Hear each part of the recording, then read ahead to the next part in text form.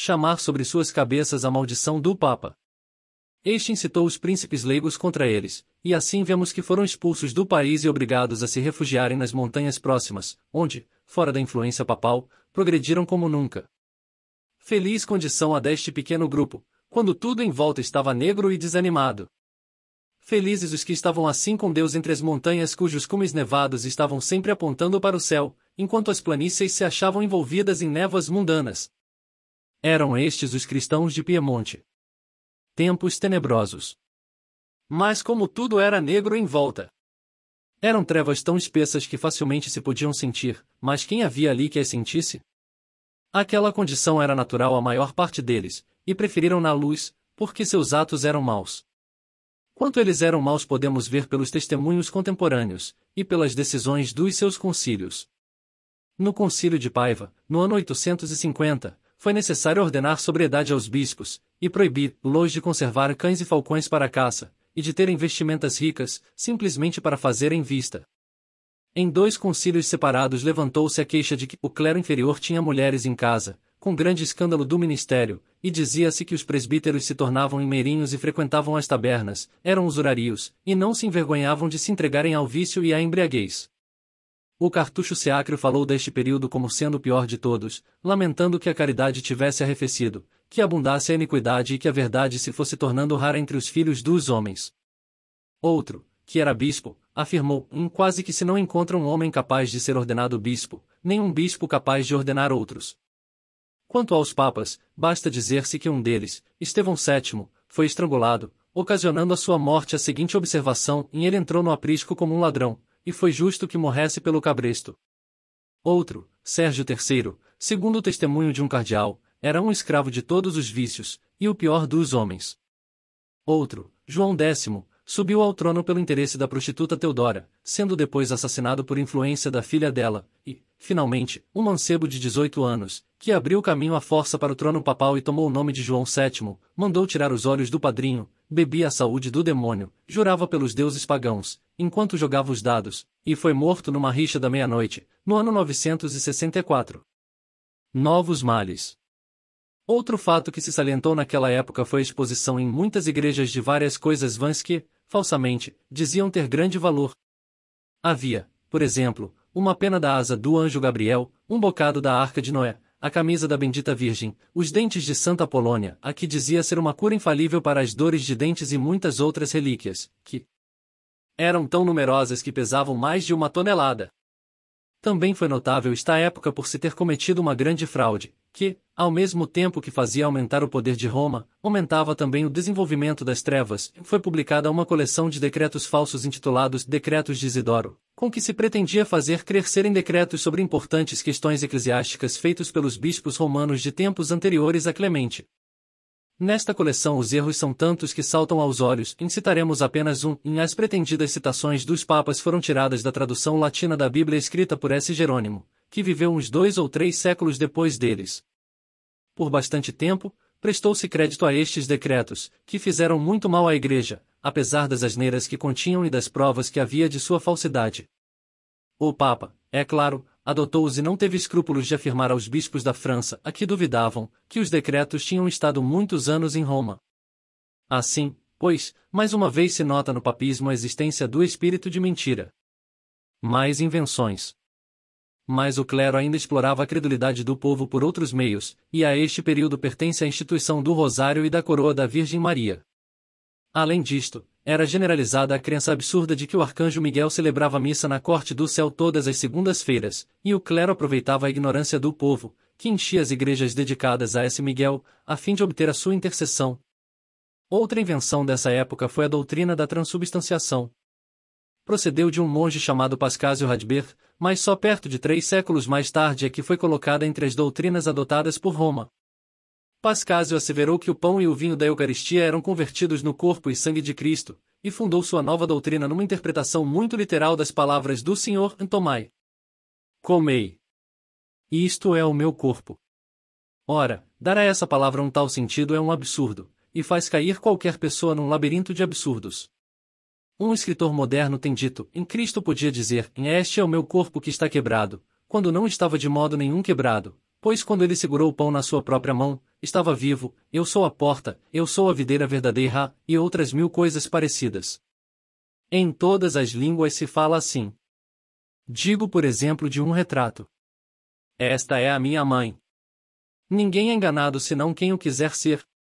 Estamos sepultados com Cristo pelo batismo na morte, e apesar disto não estamos enterrados, nem morremos, e isso é certo.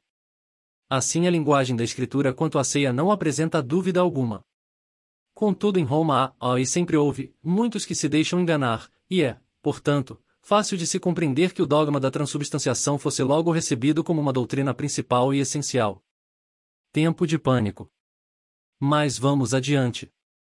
Seria possível, pode alguém perguntar, em que as coisas se tornassem tão negras e tristes, que os espíritos dos homens, repletos de preguiça e cegos pela superstição, se afundassem ainda mais em morbidez e miséria? Infelizmente era isso mais que possível.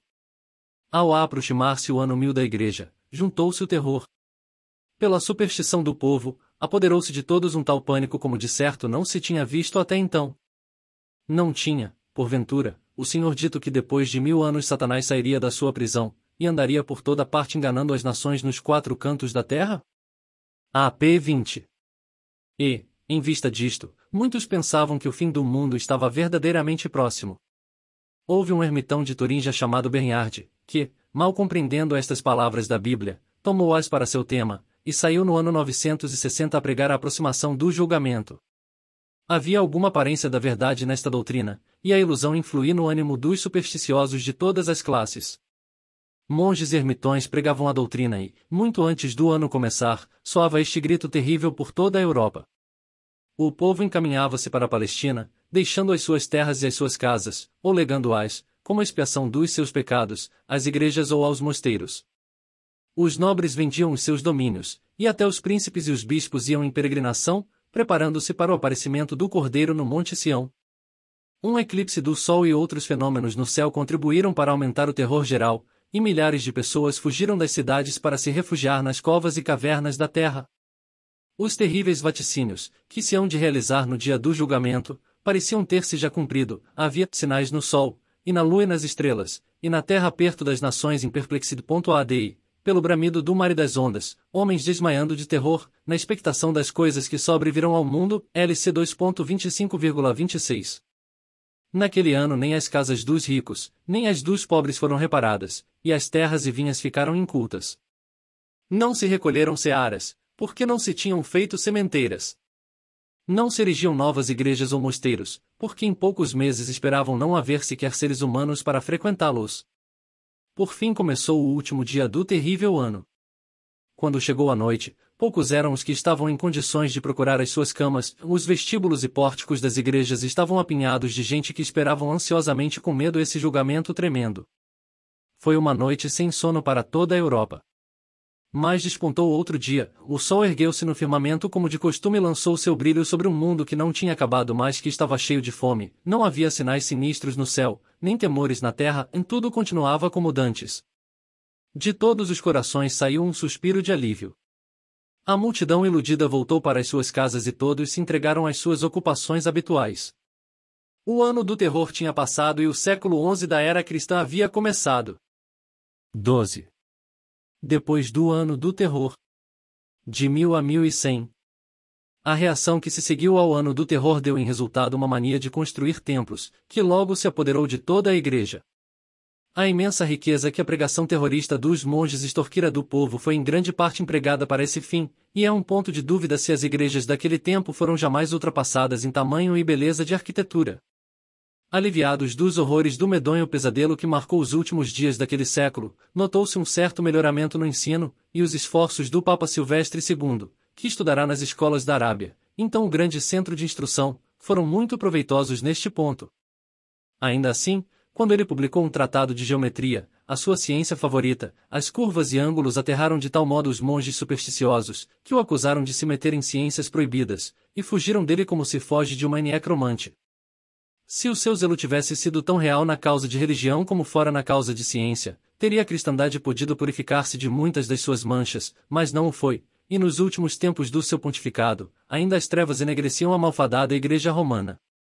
A importância cada vez maior que andava ligada ao poder eclesiástico, para o que contribuiu bastante a magnificência dos nobres durante o Ano de Terror, pode-se avaliar pelo fato de que os bispos e abades tinham na Germânia direitos de barões e até de duques, não só dentro dos seus territórios, como também fora deles, e que os estados eclesiásticos não eram já descritos como situados em certos condados, mas estes condados como situados nos bispados. Zero progresso no trabalho missionário entre os pagãos parecia ter quase parado, embora tivesse continuado na Rússia, Suécia e Dinamarca, e o evangelho fosse espalhado na Polônia, Rússia e Hungria. Os cristãos nestorianos merecem, contudo, algum louvor por terem levado o evangelho à Tartária e à Mongólia, tendo bom êxito principalmente nas províncias de Turquestão, Khosgar, Gendetangut. Provavelmente a falta de êxito entre os missionários do Ocidente é devida à falta de verdadeira piedade, e aos muitos erros com que o caminho do Evangelho tinha sido obstruído. Ao percorrer as memórias desse século, em vão procuraremos provas do Evangelho ter sido ensinado com toda a sua pureza, ou de qualquer assembleia de crentes se ter reunido em bases verdadeiras, conforme as Escrituras Sagradas. A Rainha Margarida, e Berenguer.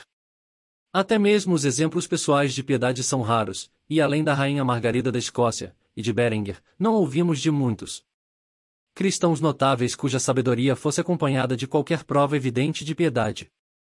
O próprio cristianismo de Margarida tinha muito de romano, e quem lê a sua história fica perplexo a seu respeito. A monotonia de sua vida religiosa faz-nos sentir mais dó do que satisfação, e não podemos deixar de notar que havia muita ostentação nos seus atos de benevolência, e muito aparato na sua humildade. Em todo caso, era uma verdadeira cristã, e não podemos deixar de ser gratos por qualquer raio de luz, por fraco que fosse, que brilhasse naquela época tenebrosa. Berenguer é digno de menção por ter feito reviver a controvérsia sobre a presença do corpo e sangue de Cristo na Eucaristia. Era arcidiago de Angers, e ensinou com zelo que o pão e o vinho eram simplesmente emblemas da morte do Senhor, e não eram convertidos no corpo e sangue de Cristo, como se dizia. Por isso foi intimado a comparecer em Roma, onde à força de ser ameaçado com a tortura e a morte, foi obrigado a assinar uma retratação, mas depois de muita tristeza de coração pela sua infidelidade voltou às suas primeiras opiniões, e morreu em sossego no ano de 1088. Trabalho dos Paulícios. Mas na verdade devem ser concedidas palmas, quanto à devoção cristã, a uns crentes que estavam fora do grêmio de Roma. Durante esse século os paulícios dirigiram-se da Europa Ocidental para a França, onde encontraram muita perseguição da parte dos romanos, e estes, para se verem livres deles, acusaram-nos de serem hereges e eles foram queimados vivos. Disse muito mal destes homens evidentemente devotos, mas como essa maledicência parte dos seus inimigos, cuja honestidade e veracidade já mostramos ser pouca, é melhor tomá-la no sentido oposto, ou repeli-la completamente. Imaginam alguns que a semente da Igreja Valdôs foi semeada pelos missionários paulícios. Novos planos de Roma. Mas Roma estava empreendida numa obra mais importante do que ocupar-se com a teimosia de alguns hereges inofensivos. O Papa ainda não tinha sido investido de toda a autoridade a que aspirava em uma monarquia universal. E os soberanos da Europa estavam ainda livres do seu poder. A sua grande ambição de se elevar à alta dignidade de autocrata do mundo inteiro, posto que há muito tempo tivesse sido pensada, estava para ser agora publicamente anunciada, e o pontificado de Hildebrando era a ocasião propícia para a formação e cumprimento parcial deste projeto ousado. O Papa Hildebrando nasceu em Soana, uma cidade situada nos baixos pantanosos de Lamarema. Disse que seu pai fora carpinteiro, mas descendia de uma família nobre, e gozava a proteção, se não da amizade, dos condes de Tusculum. Jovem Hildebrando foi educado, contra o seu desejo, no mosteiro de Calvelo, próximo à sua cidade natal, e depois no mosteiro de S. Marcos, no Monte Avenida, onde a sua aplicação e amor ao estudo chamaram a atenção de seu tio, o abade do mosteiro. Ligou-se, ainda muito novo, à ordem os monges beneditinos, mas aos 16 anos, desgostoso com a muita brandura de S. Marcos, passou para o famoso mosteiro de Clugne, onde se observava uma austeridade muito maior. Aqui, de mais a mais, havia maior facilidade em adquirir conhecimentos seculares, sempre tão necessários às maquinações da Igreja de Roma. Mesmo neste período da sua história parece ter já dado prova de uma grande inteligência, que junto com astúcia e ambição, haviam de fazer dele o déspota espiritual do seu tempo. Parecia, à primeira vista, que Hildebrando ganhará uma grande influência no Vaticano quando ainda não tinha 25 anos de idade, porque o encontramos muito ocupado numa intriga com Benedito IV, um papa destronado em Roma, e combinando com ele a mudança dos seus direitos para um tal Graciano, pela quantia de 1.500 libras em ouro. Mas parece que ele não foi a Roma até a eleição de Bruno, bispo de Toul, a sé papal, por nomeação de Henrique III da Germânia. O bispo estava em Clugny na ocasião da sua eleição, e Hildebrando conseguiu persuadi-lo de que a nomeação de pontífice feita por um potentado mundano era uma vergonha para a Igreja. O poder eclesiástico, dizia ele, não se deve sujeitar ao poder secular, e aconselhou a empreender uma viagem a Roma, com o hábito de peregrino, e a que recusasse a dignidade de Papa até lhe ser conferida pela vontade do povo e pelo ato dos cardeais. Bruno percebeu a sabedoria e a sagacidade deste conselho, e propôs a Hildebrando que o acompanhasse na sua jornada, proposta que o monge imediatamente aceitou. Este plano excedeu toda a expectativa, e o povo recebeu o peregrino candidato ao trono papal com aclamações. Hildebrando cobriu-se de honras e fizeram-no subdiácono de S. Paulo, cardeal, abade, e cônego da Santa Igreja Romana, e guarda do altar de São Pedro. Não se pode calcular a influência que lhe deu este simples ato. Tornou-se logo o administrador dos negócios papais e chegou a governar até o próprio Papa. Realmente, sua santidade era um simples brinquedo nas suas mãos, como se provou quando Hildebrando provocou a sua deposição, empregando para isso o suborno e a intriga. Depois disto, Hildebrando ficou durante 20 anos trabalhando ocultamente, depondo e elegendo papas conforme desejava. Enquanto os papas estavam satisfeitos com as comodidades e gozos que desfrutavam, Hildebrando, que não apreciava nada disso, andava ocupado com os seus projetos. Incitava e originava contendas, usurpações e conquistas por toda parte, pondo tudo em confusão, para poder realizar os seus projetos quando tratasse de restabelecer a ordem. Não fez segredo nenhum da sua força e provou-a pelo seu procedimento para com o Papa Alexandre II, que o ofendeu por se ter oferecido para suspender o exercício das suas próprias funções eclesiásticas enquanto não fosse devidamente nomeado pelo poder temporal.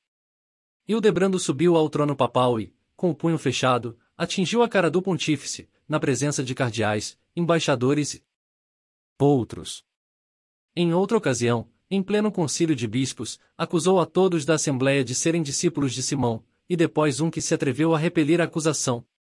Durante todo este tempo seus planos foram amadurecendo, devagar, é verdade, mas com toda a segurança, e pouco a pouco, com a precaução que era metade do seu poder, foi subindo até chegar à cadeira papal, e no mês de março de 1073 foi unanimemente eleito Papa pelo Concílio de Cardeais, tomando o nome de Gregório VIII. A ambição de Hildebrando. Mas até isso era simplesmente um meio para alcançar um fim. A carreira que Hildebrando estava prosseguindo havia 20 anos não devia acabar aqui, não era este o fim principal pelo qual ele se tinha esforçado. Os seus planos eram mais vastos, e, num sentido, menos egoístas, só a instituição de uma permanente hierarquia, com autoridade limitada sobre todos os povos e reinos na face da terra, poderia satisfazer a sua ambição. Sim, ele queria organizar um poderoso Estado eclesiástico, que governasse os destinos dos homens, uma poderosa teocracia ou oligarquia espiritual com o poder de instruir o povo nos seus dogmas infalíveis, para obrigar as suas consciências e dar forças à sua obediência, um Estado cujo governador fosse supremo sobre todos os governadores do mundo, elegendo e depondo reis à sua vontade, pondo interdição a províncias e reinos inteiros, e sem que ninguém ousasse opor-se a isso, em suma, um vice-regente de Deus na terra, que não pudesse errar, de quem se não pudesse apelar. Mas era preciso fazer algumas reformas importantes antes de chegar a realizar estes planos ambiciosos. Devia suprimir-se imediatamente a venda de benefícios eclesiásticos, ou o pecado de simonia. Havia por toda parte muitos que imaginavam que o dom de Deus podia adquirir-se por dinheiro. Mas ainda havia outra coisa que o espírito de Gregório odiava mais do que a simonia, era o casamento do clero. Ele bem via que enquanto isso fosse permitido, todos os seus esforços seriam baldados. Zero casamento era um laço que unia os padres ao povo, e enquanto não se despedaçasse esse laço, não poderia haver a verdadeira unidade que desejava. O clero devia ser uma classe completamente separada, livre dos laços de parentesco, tendo um único fim, a manutenção e a glória da Igreja. Não devia reconhecer parentesco algum senão o espiritual, fora disto todos os interesses e ambições, sentimentos e desejos eram traidores e indignos. Estas eram as ideias de Gregório, e neste sentido deu as suas ordens. A ordem que Gregório deu a respeito do casamento do clero teve resultados terríveis. Dissolveu os mais respeitáveis matrimônios, separou os que Deus tinha unido, e maridos, mulheres e crianças, deu lugar às mais lamentáveis discórdias e espalhou por toda parte as negras calamidades, especialmente as esposas eram levadas ao desespero, e expostas à mais amarga dor e vergonha. Mas quanto mais forte era a oposição, mais alto se proclamavam as maldições contra qualquer demora na plena execução das ordens do pontífice. Os desobedientes eram entregues aos magistrados civis, para serem perseguidos, privados dos seus bens, e sujeitos a indignidades e sofrimentos de muitas espécies. Contenda entre Gregório e Henrique IV. Outro decreto de Gregório foi atacar o ato de sagração de bispos pelos leigos, e isto envolveu em questão com Henrique IV da Germânia.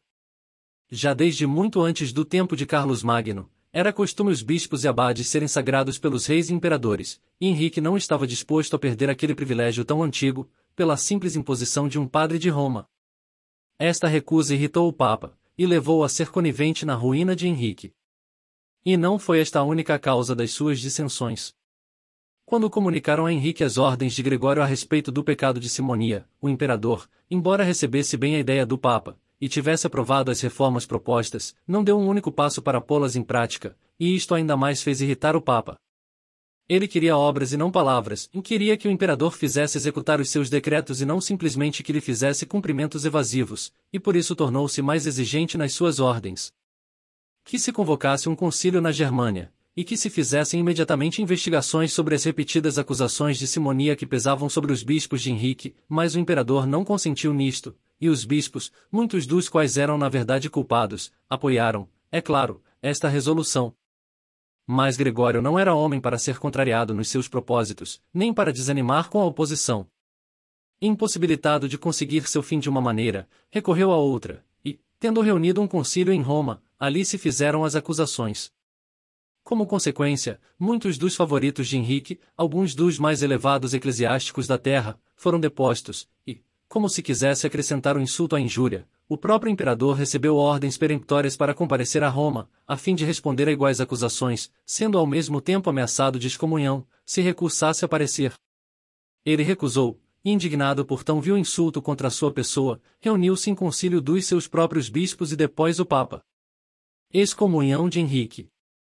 A luva fora lançada, e Gregório vingou-se logo, publicando a bula de excomunhão com que o tinha ameaçado. Numa assembleia de bispos cujo número era de 110, pronunciou a excomunhão do imperador, e declarou ao mesmo tempo o país confiscado, e os súditos livres do juramento de fidelidade. A linguagem de Gregório, naquela ocasião foi bastante blasfema, portanto agora, irmãos, disse ele, é preciso desembainharmos a espada da vingança, e agora devemos ferir o inimigo de Deus e da Igreja, agora a cabeça do imperador que se ergue na sua altivez contra as fundações da fé, e de todas as igrejas, deve cair por terra, conforme a sentença pronunciada contra a sua soberba, para ali se rojar pelo chão e comer o pó. Não temas. Ó pequeno rebanho, disse o Senhor, porque a vosso Pai agradou dar-vos o reino. Há muito tempo que vós o tendes suportado, ele já tem sido admoestado bastantes vezes, façamos com que a sua consciência endurecida possa sentir. Efeitos da interdição de Henrique. Gregório sabia o estado de desordem em que estava o Império Germânico, e viu que era boa ocasião para realizar os seus intentos. Os receios supersticiosos do povo foram despertados pela interdição do Papa e as cópias dessa interdição circulavam por toda a parte. A cobiça dos fidalgos saxonios excitou-se pelo fato de se poderem livrar da obediência ao imperador, e por isso as ameaças que a interdição continha tornaram-se rapidamente efetivas. Uns por medo, outros por sentimentos pessoais contra o imperador, e outros ainda pela esperança de recompensa, foram levados a pegarem armas contra o seu soberano, até que por fim Henrique viu-se completamente abandonado pelos seus próprios súditos. E à proporção que ele ia perdendo terreno, ia aumentando a autoridade do Papa. Era uma luta desigual, porque o Papa tinha todo o poder do seu lado, e Henrique estava quase só. Ele era um príncipe de alto critério e o maior monarca da Europa, mas a resistência em circunstâncias tão desiguais era sem esperança. Esmagado por fim resolveu obedecer às ordens do Papa, confessar seus pecados, e alcançar que se levantasse a excomunhão. Talvez o animasse a dar esse passo uma mensagem que um dos nobres rebeldes recebeu do Papa, trate Henrique com brandura, mandou Gregório dizer, e mostre-lhe aquela caridade que cobre uma multidão de pecados. Henrique mais tarde teve ocasião de experimentar a caridade do Papa. Henrique buscando perdão. Foi mesmo no meio do inverno que ele partiu.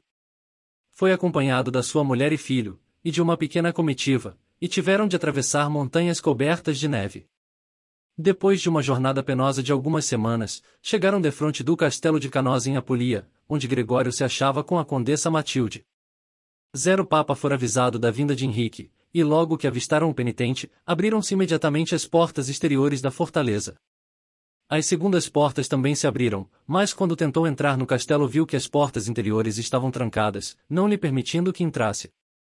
Esperou, mas esperou em vão. Era janeiro e tinha caído um nevão muito forte, e ele começou a sentir-se enfraquecido pelo cansaço e pela fome, mas quando chegou à noite ainda estava no pátio do castelo, sem obter licença para entrar. Henrique estava experimentando a caridade do Papa. Na manhã seguinte, quando se apresentou para entrar, repetiu-se a mesma cena, o Papa era inexorável e o aviltado imperador não pôde alcançar a misericórdia pela qual anelava. Durante 3 dias horríveis conservou-se assim esperando no frio, até que todos, exceto o Papa de coração de pedra, se enterneceram até as lágrimas. Afinal os pedidos do abade Clugny e da condessa Matilde, cujos corações se comoveram profundamente pelos apelos angustiados do imperador, tiveram bom resultado, e Gregório consentiu, ainda que de má vontade, em receber o imperador. Vingança de Henrique. Mas o Papa tinha ido longe demais. O príncipe, que era inteligente, fora tão insultado que não podia perdoar nem esquecer as injúrias sofridas, e o fato de ter de se submeter a muita degradação e ainda mais insultos, enquanto estivesse em poder do Papa, fez com que o desejo de se vingar fosse maior quando se viu livre. Em nada podia pensar senão em sua vingança, e logo que terminou aquele ato de aparente reconciliação e a excomunhão foi levantada, começou ele a formar planos de uma invasão à Itália. Tinham-se reunido a ele bastantes partidários, de modo que ele não achou dificuldade alguma em organizar um exército, e quando tudo estava preparado pôs-se à frente dos soldados e marchou para Roma. O Papa havia profetizado que Henrique morreria ou seria destronado dentro de 1 ano, e essa profecia mostrou que ele era igualmente um padre mentiroso. Por isso que ao cabo de 3 anos o imperador estava vivo e em perfeita saúde, e o que mortificava mais o Papa era que Henrique estava de posse da cidade papal. Depois, Gregório, que se tinha encerrado no retiro de Santo Ângelo, colocou o Papa eleito, Gilberto, arcebispo de Avena, no trono papal sob o nome de Clemente III. Tempo triste para Roma. Mas a aproximação do guerreiro normando Roberto Guiscardi, que trazia um grande exército, obrigou o imperador a retirar-se, e Gregório conseguiu obter a sua liberdade. Contudo, estava reservada uma triste sorte para a antiga cidade. Os soldados que Gregório convidará eram, a maior parte, sarracenos, e apenas Roberto recebeu a bênção pontifical e deixou logo a cidade entregue à vontade deste exército meio bárbaro. Durante 3 dias foi a cidade de Roma testemunha da pilhagem e confusão, até que os soldados ficaram inteiramente extenuados em consequência de repetidas rixas, e embrutecidos pelo efeito da bebida. Então os habitantes da cidade não puderam reprimir a sua indignação por mais tempo, e precipitaram-se sobre os soldados com a energia do desespero. Guiscardi, vendo que a onda se estava virando contra ele, deu ordem para lançar fogo às casas, e este ato desumano fez mais uma vez com que a balança pesasse mais para o seu lado. Os habitantes, na ânsia de salvarem as suas mulheres e filhos das chamas, esqueceram-se dos inimigos, e enquanto se ocupavam nisso foram massacrados aos centos pelos cruéis sarracenos. Morte de Gregório VIII.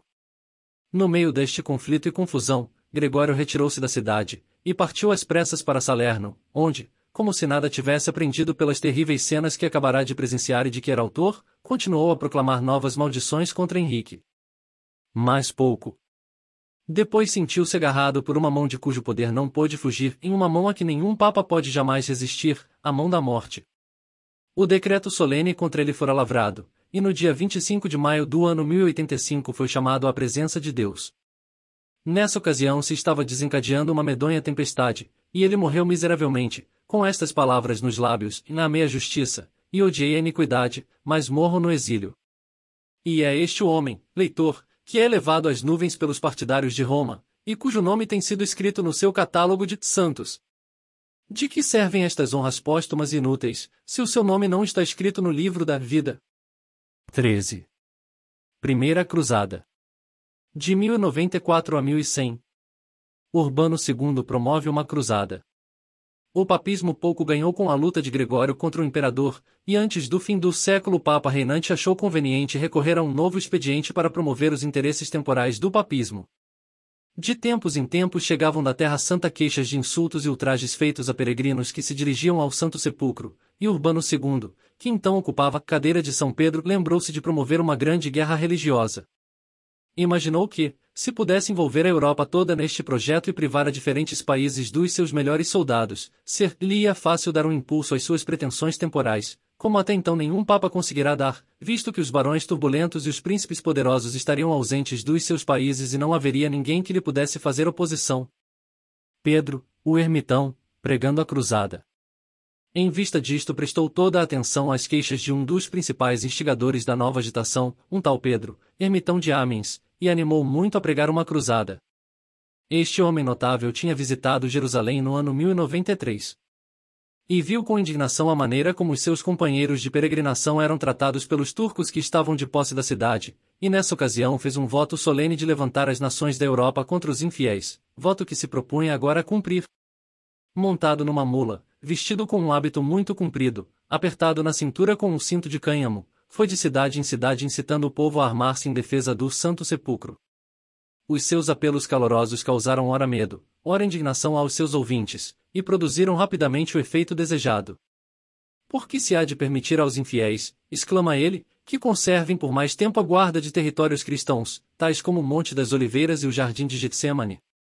Por que hão de os adeptos de Maomé, os filhos da perdição, manchar com seus pés hostis a terra sagrada que foi testemunha de tantos milagres, e que ainda hoje, fornece tantas relíquias com manifesto poder sobre-humano? Estão ali prontos para ser ajuntados e guardados pelo fiel sacerdote que fosse a testa da expedição, ossos de mártires, vestimentas de santos, pregos da cruz, e espinhos da coroa. Que o chão de Sião seja purificado pelo sangue dos infiéis massacrados. Tal era o caráter da pregação do monge, e quando tinha conseguido levar o povo a um certo grau de delírio, e viu que todos estavam prontos a receber quaisquer ordens que se lhes dessem, o próprio Urbano veio confirmar com palavras de aprovação a pregação de Pedro e fez o seu